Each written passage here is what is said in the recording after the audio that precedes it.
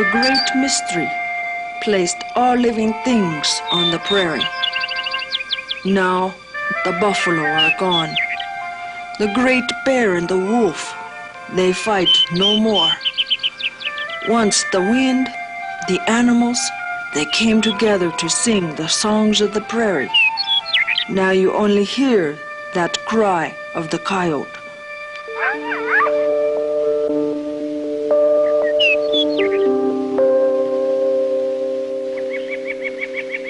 The coyote, God's dog, ruthless killer, part of nature's scheme. The American Indian, the rancher, the naturalist, each has his own image of the coyote. In truth, no one knows the complete coyote. Once found only on the prairies and deserts of North America, the coyote now ranges from the Arctic to the tropics. In each habitat, the coyote is different, his hunting habits and social structure molded by the surroundings. In most habitats, the family consists of a mated pair and its young.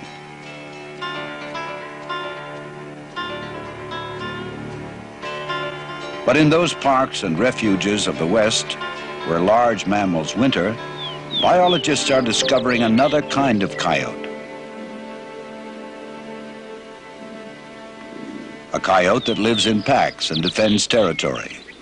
Here, the family structure is much like that of the wolf.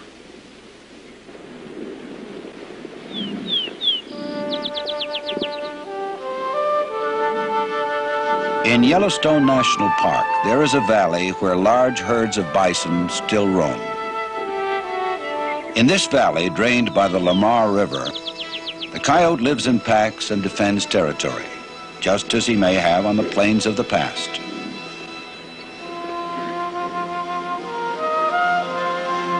Secure in their size and number, bison move freely. They are little concerned with the coyote pack.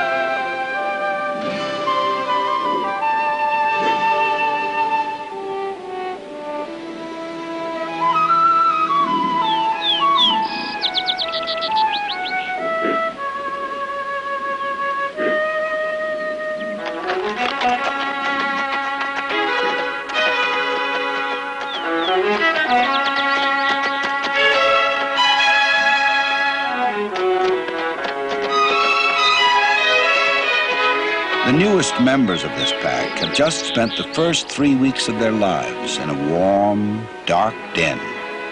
And now in early May, they see light and other life for the first time.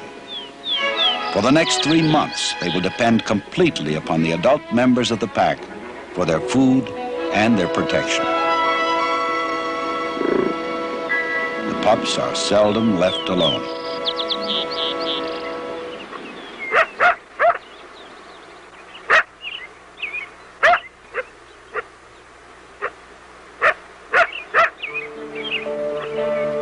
A black bear and her newborn cub have been detected on the treeless slope below the den.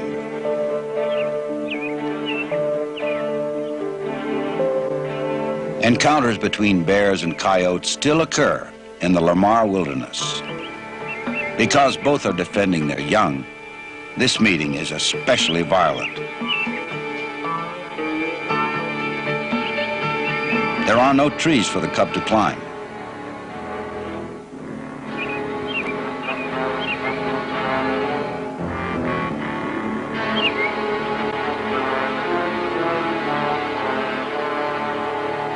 Coyote moves in and steals the cub.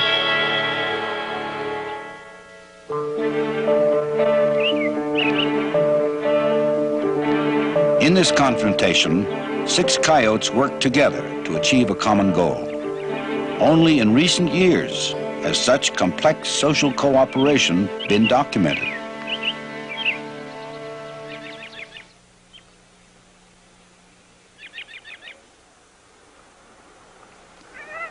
The coyote pack consists of a mated pair and their offspring of previous years.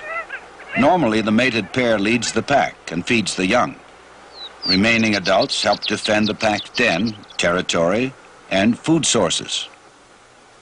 Soon after birth, coyote pups begin to learn the skills they will need to survive in the Lamar Valley.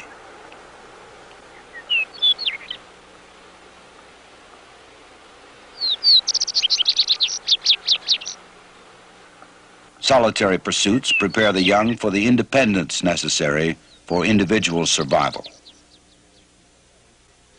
Interactive play prepares them for the social cooperation vital for pack unity.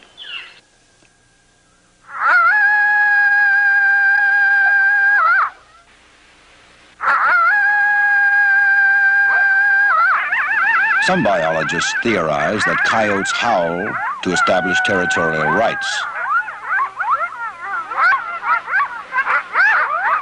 The Plains Indians, on the other hand, have said, when Old Man Coyote is happy, he dances and sings his song.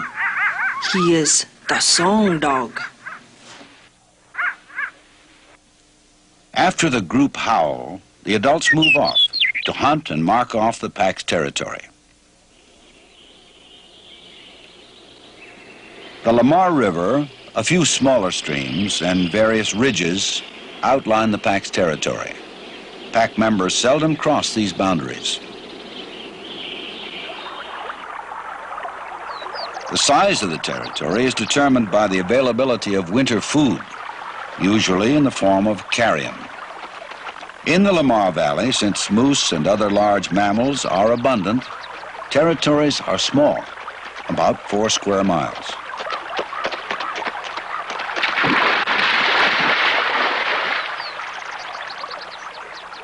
Grassy meadows harbor a dependable supply of mice, ground squirrels, and other rodents.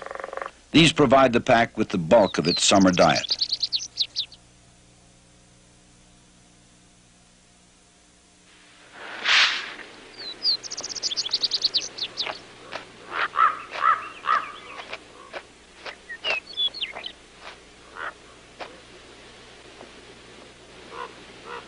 Nature's excavator, the badger, has evolved into a specialized digging machine, and the coyote takes advantage of these skills. He waits at another entrance to the burrow, anticipating the ground squirrel's exit.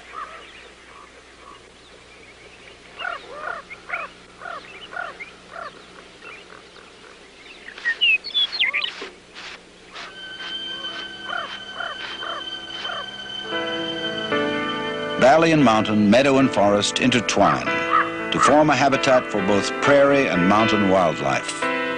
The Lamar Valley is a rare gem. Its beauty lies not in spectacular mountains, but in the beauty of its plants and wildlife. For here is found a diversity of large mammals, winged predators, and plant forms. All coexist in a setting untarnished by man's intrusion.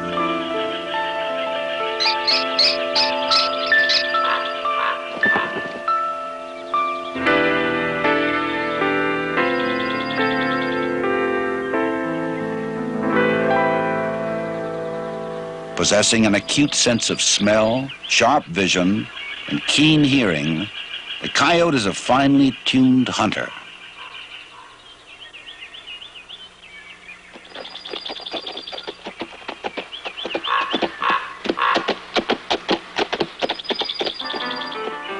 Agile enough to catch mice, strong enough to kill large mammals when conditions allow, he is the best example of a generalist predator.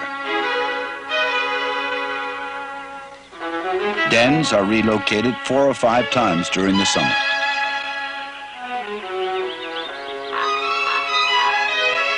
With each new location, the pup's world expands, providing new learning experiences. During the day, adult pack members return with mice, ground squirrels, and bones for their fast-growing young. They often carry the food in their stomachs and regurgitate it on cue before the begging pups.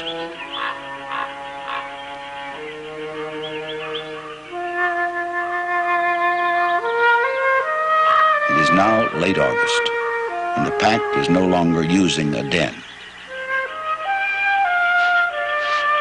In the company of adults, the nearly full-grown pups sharpen their hunting skills on small rodents and learn the pack's territorial boundaries along the rivers and streams.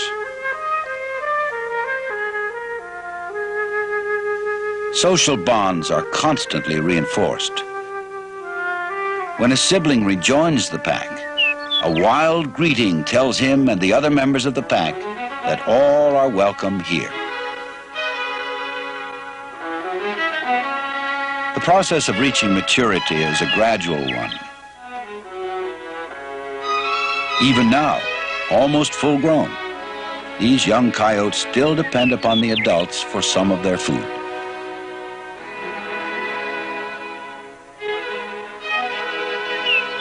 Teeming grasshoppers now comprise an important source of food for all pack members. The grasshoppers will provide dependable, if meager, nourishment until long after the leaves have fallen.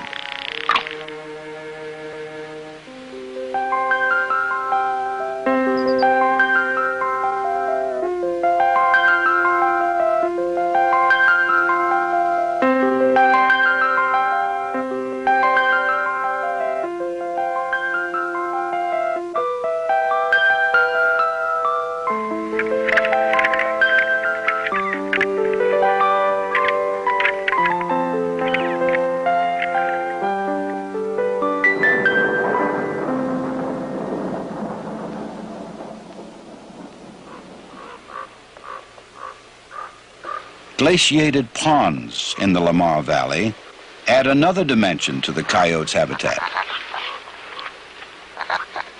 Fish scraps left by an otter, eggs of marsh birds, and occasionally a mired elk or deer offer additional food opportunities.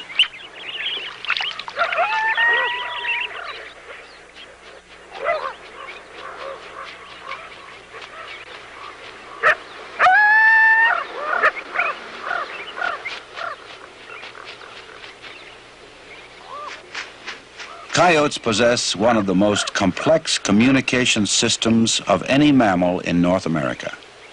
The song dog uses a myriad of postures and vocalizations, blending one into another to communicate subtle overtones of aggression and submission, perhaps even joy and sorrow.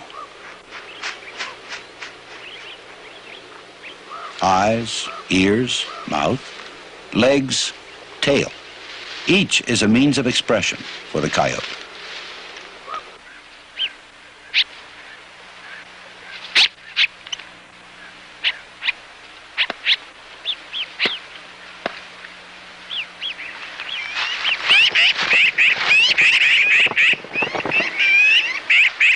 Members of the pack align themselves into a hierarchy based on dominance.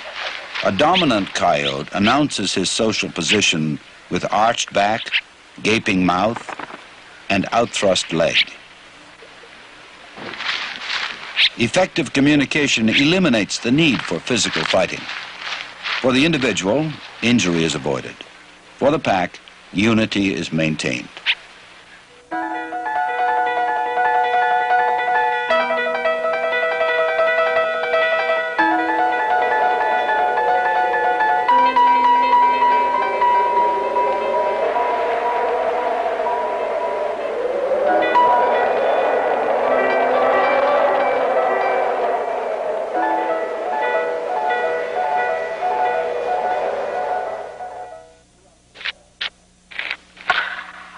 Throughout the fall, male bighorn sheep, pronghorn, and elk fight for the right to mate.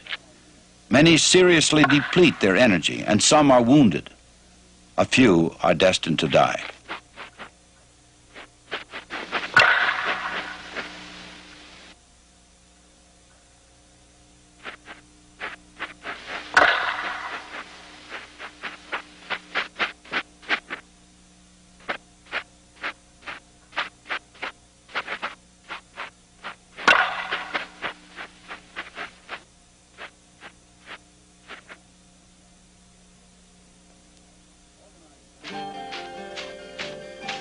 Organized pack hunts are rare in the Lamar Valley, for even in packs, the 30-pound coyotes are no match for healthy elk and bison.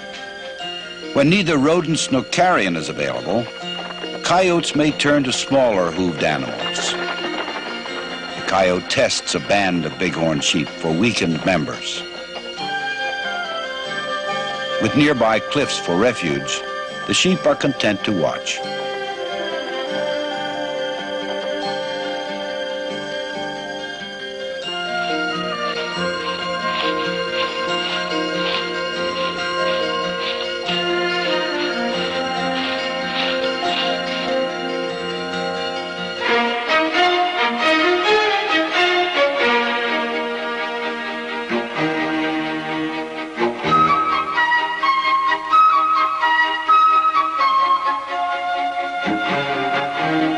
Healthy animals usually do not run from a coyote, but choose instead to confront him.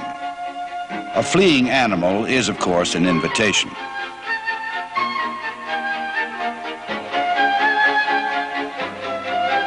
The pronghorn, fastest mammal in North America, is able to outrun the coyote, but when confused, often runs in circles. Thus, the coyote has a chance to close the gap. Often predators must test many to kill a few.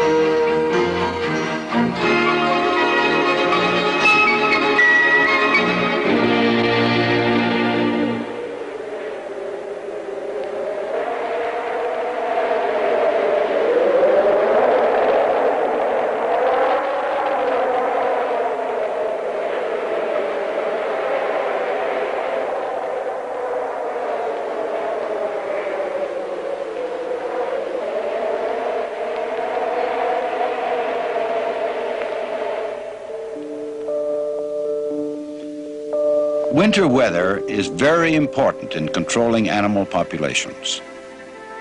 The ground squirrels and grasshoppers of summer are gone, and mice now feed under a protective layer of snow.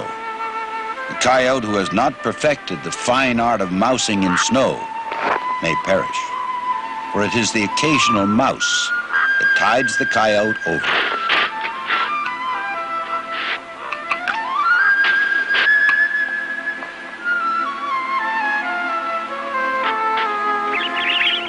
The summer hawks have long since migrated from the Lamar Valley, but a great gray owl remains to catch mice which venture across the snow at night. In a season when available prey is scarce, specialized predators like this owl are rare.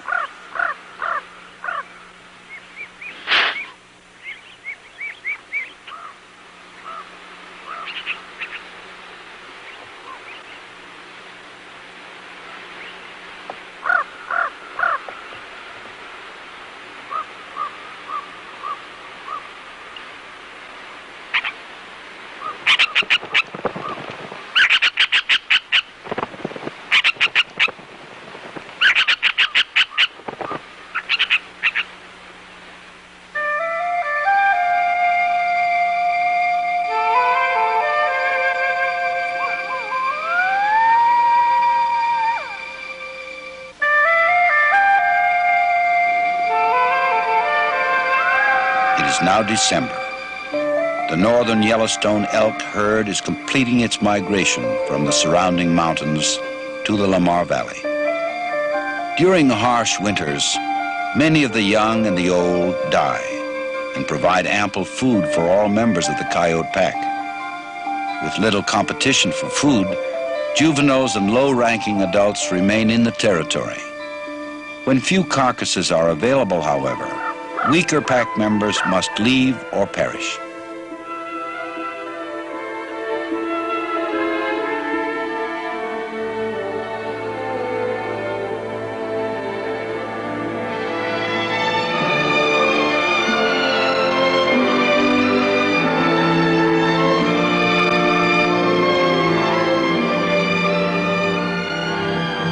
In the Lamar Valley, the large herds of elk and bison not only determine the size of the coyote pack, but also shape its behavior.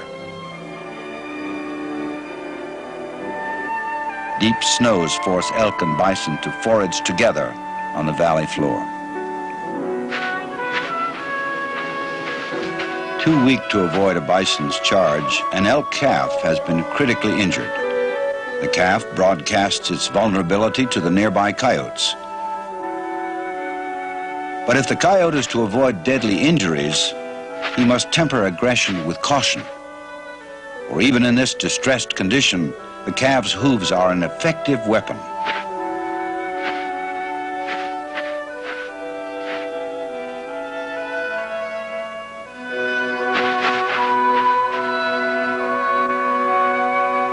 This time, the coyote does not rush death.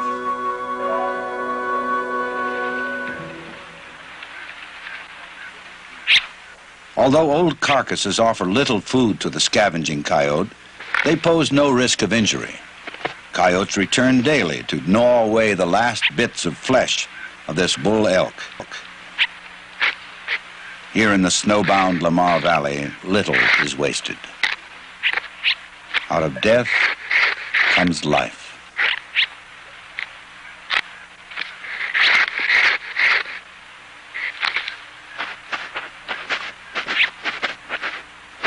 When food is scarce, competition between coyotes can be intense.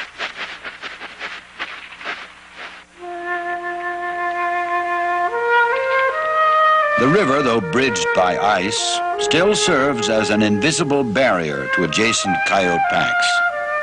This barrier is marked by the coyote's signature, urine in the snow. Because the pack's survival depends upon its defense of this territory and of the carcasses within, warning signs along the boundaries are kept fresh.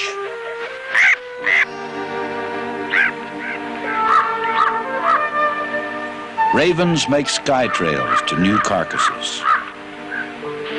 By following the soaring ravens, coyotes avoid unnecessary travel in deep snow.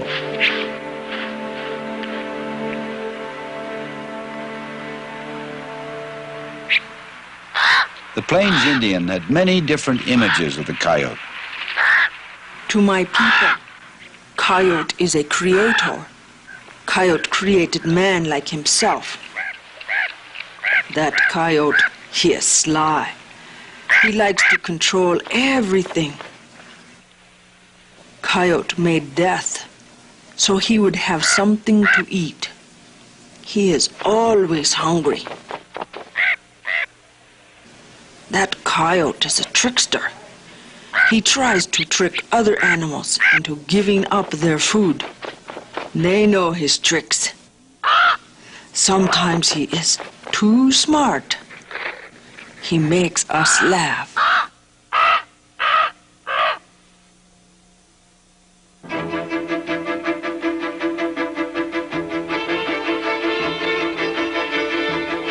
The coyote is adaptable.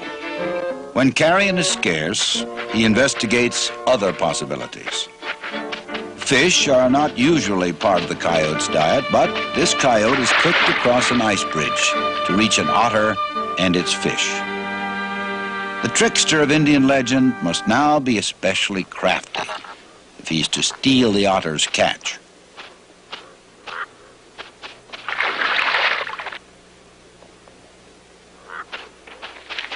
The task will not be easy. Competing coyotes must first be kept away.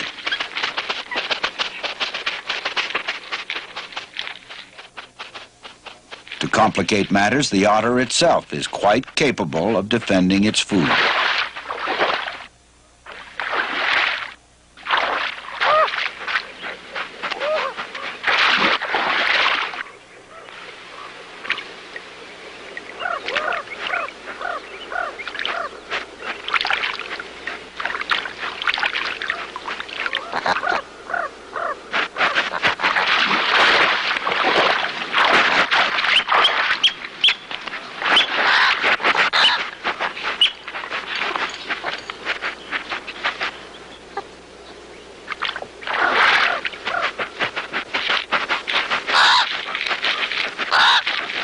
Here, the coyote demonstrates many of the characteristics which have made him the most successful large predator in North America. Flexibility, toughness, intelligence, endurance. Because of these qualities, say the Indians, the song dog will walk the earth after all other animals have vanished.